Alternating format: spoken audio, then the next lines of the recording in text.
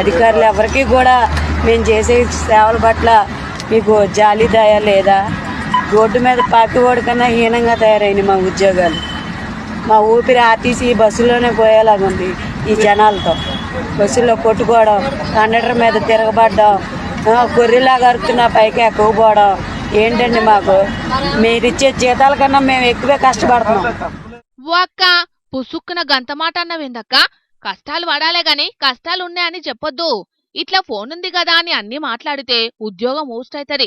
నీ పోస్టులకు వేరేటోళ్ళొత్తారు. నిన్ననే కదా సీటు కోసం అమ్మలక్కలు ఫైటింగ్ చేసిన ముచ్చట చూసింది.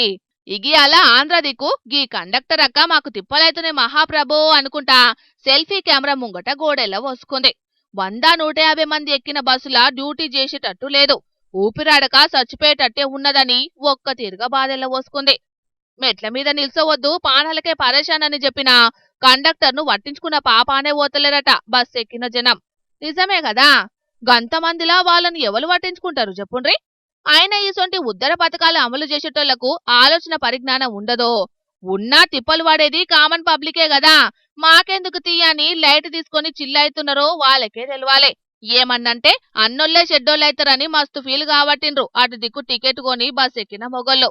మరిగా పెద్దసార్లు బస్సులల్లా ఇంతమంది పోతున్నారంటే ఏదన్నా ఎటమటమైనా కొండగట్టుల ఆయన తీరు పెద్ద పరేషానే అయితది.